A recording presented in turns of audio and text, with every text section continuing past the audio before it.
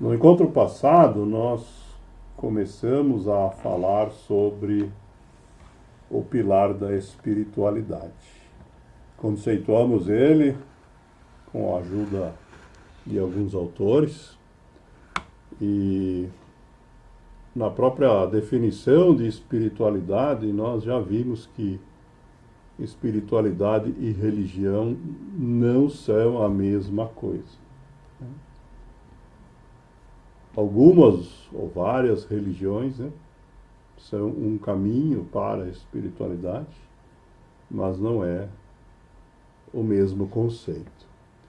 De fato, tem uma série de outros conceitos ligados ao tema de religião, que às vezes são até opostos, né, em alguns casos, à questão da espiritualidade. Então, por essa razão, hoje nós vamos nos deter de forma aí um pouco mais detalhada nesta relação e sob vários ângulos. Vamos começar com uma frase bem conhecida do Dalai Lama.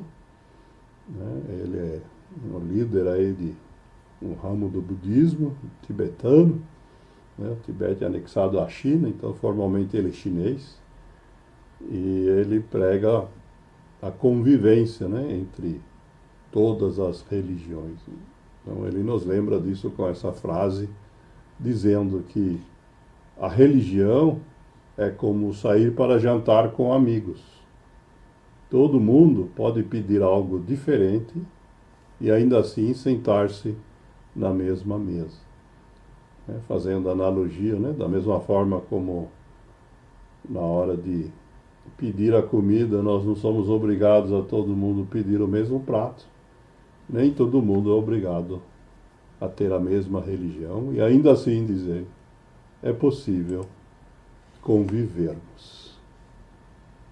Esse conceito, de que as religiões são caminhos diferentes que levam para o mesmo destino, também foi enunciado pelo Gandhi.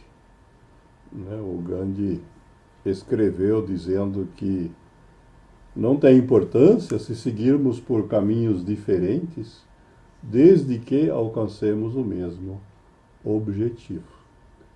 Lembrando que, assim como acontece também com as religiões ocidentais, na maioria, que tem muitas divisões internas e ramos, a mesma coisa acontece com o budismo e com o hinduísmo, que são as religiões desses dois autores. Então, pensando mesmo só nesse pedaço, a gente já tem essa preocupação, e principalmente no caso da Índia, de onde o Gandhi é originário, a disputa entre essas divisões, inclusive, gerou guerras civis.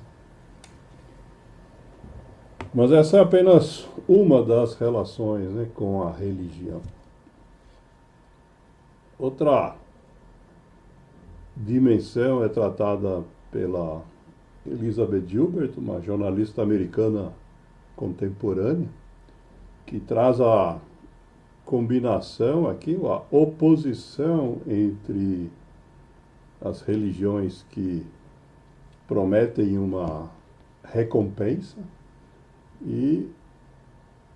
ou um castigo, para quem não seguir os seus preceitos, e coloca a espiritualidade como algo oposto a isso. Quando ela diz que a religião é para quem não quer ir para o inferno, ela está pensando justamente nas religiões que ameaçam aqueles que não seguem seus preceitos com um castigo infernal após a vida.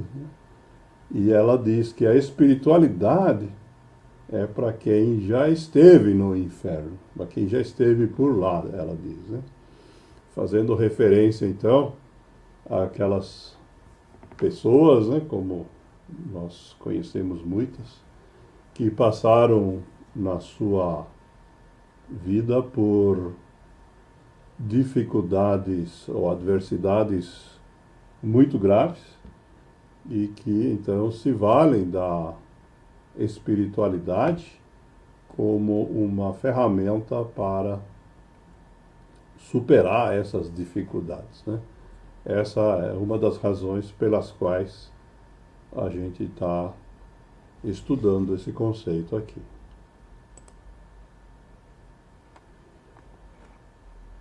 Existe uma outra visão da espiritualidade com a religião, considerando ela como algo até perverso, né?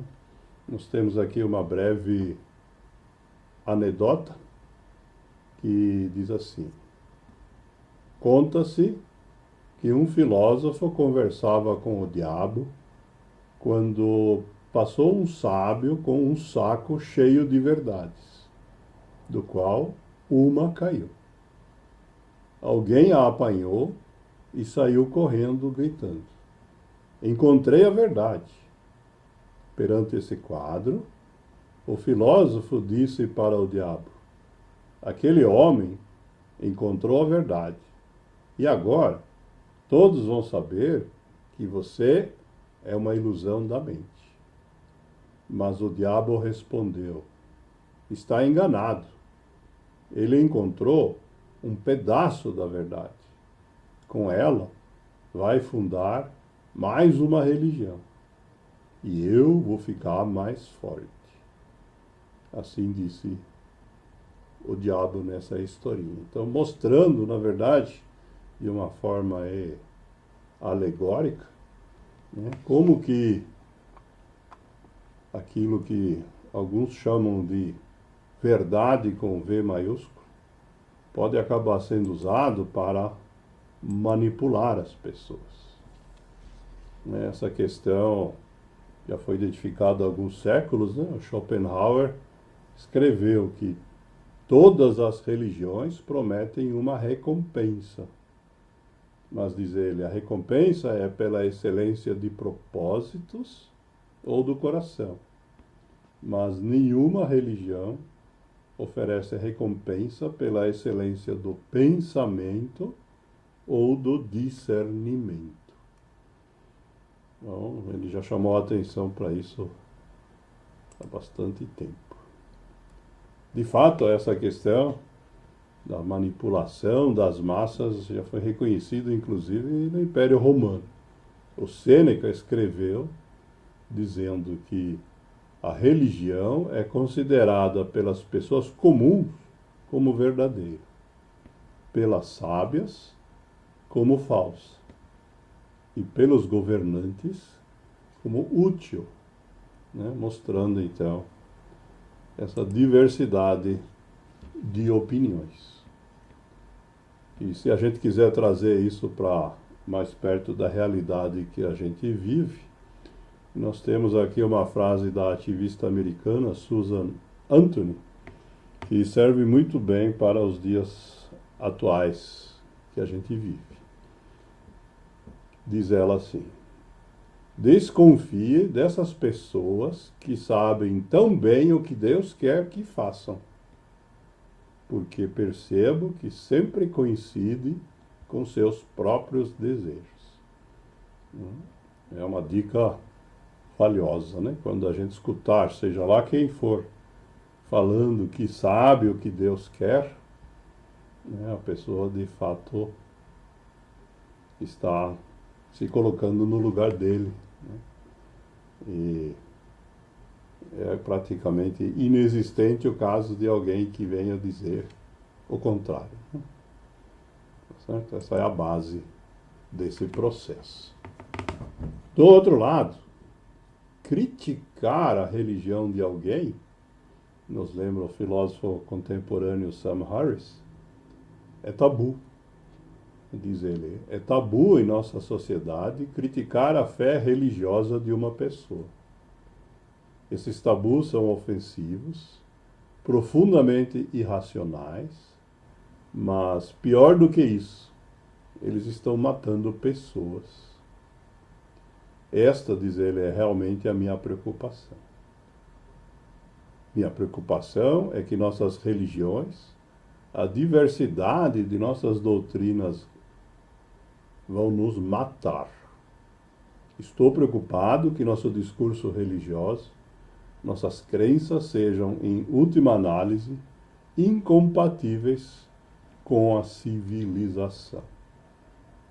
Nós não temos aqui tempo para uma aula de história, mas ao longo dos séculos, né, a quantidade de guerras que efetivamente mataram muitas pessoas e que foram travadas em nome de crenças religiosas, né, nós temos uma lista gigantesca, né, que vem desde a antiguidade até os nossos dias. Ainda tem guerras sendo travadas em nome disso. E o Sam Harris complementa então dizendo que nós temos escolha. E como seres humanos, nós temos duas opções.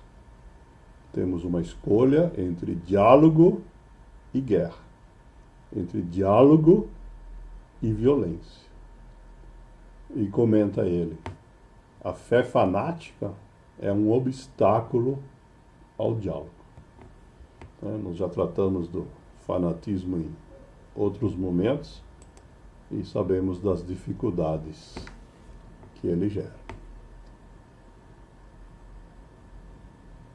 Muitos pensadores trataram desse assunto, né? O Tesla, né? Um dos gênios aí conhecido pela invenção de um monte de dispositivos ligados aí ao mundo da eletricidade e do eletromagnetismo, né? Homenagem a ele, né? Nós temos hoje uma marca de carros elétricos famoso, né? Que leva o sobrenome dele como marca.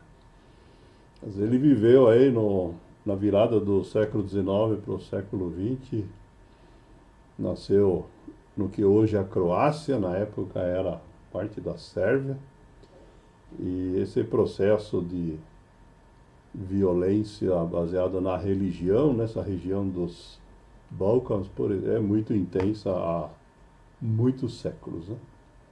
E ele nos deixou essa frase aí que complementa as anteriores, né, dizendo que a paz, né, só pode acontecer como consequência natural da iluminação universal. Isto é necessário que todos os seres humanos tenham uma iluminação ou um despertar de fato espiritual para entender, né, que esse fanatismo, na verdade, acaba sendo prejudicial, né?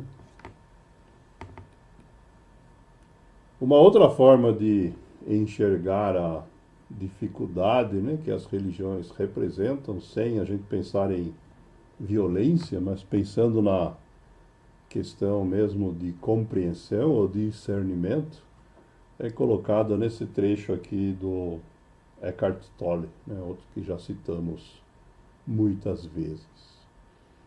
Ele busca, nos seus livros, né, detalhar uma espiritualidade do que ele chama aí na frase de uma fonte com F maiúscula única, né, e cada um pode interpretar em função da sua crença, né? Mas, diz ele, todos os ensinamentos espirituais se originam dessa mesma fonte. Mas ele nos alerta, uma vez que esses ensinamentos tiverem sido verbalizados, isto é, que tenham sido ditos e escritos, então, obviamente, não são mais do que uma coleção de palavras. As palavras são feitas de letras, né? As palavras são uma representação inventada pelos seres humanos para representar o pensamento, né? Precisa lembrar que, de fato, existem vários alfabetos diferentes, né? Conforme as culturas, né? Os gregos, os russos, os japoneses, os chineses, cada um tem seu próprio alfabeto. E, portanto, diz ele, essas palavras não são nada além de uma placa de sinalização, né? Isto é, quando a gente transforma essa questão espiritual nessa linguagem simbólica, que é uma invenção da mente, o que sobra é apenas algo que nos aponta o caminho, mas que não é o caminho. Então a gente precisa ter essa consciência, né? Não basta a gente se dedicar às palavras, né? Precisamos sempre lembrar, né, que a espiritualidade tem que estar sempre combinada com ação. E para a gente fechar hoje, começamos com o Dalai Lama e vamos fechar com ele, nessa questão de tentar sintetizar o conjunto das religiões. Ele afirma simplesmente o seguinte: a minha religião é simples, minha religião é a bondade, ou mais simples ainda, minha religião é ser bom. Se todo mundo de fato for bom, né, tiver um comportamento que os outros entendam como bom, então esses conflitos e essas dificuldades que a gente vem enfrentando aí há milênios vão finalmente ficar para trás. Obviamente, esse também é o nosso desejo.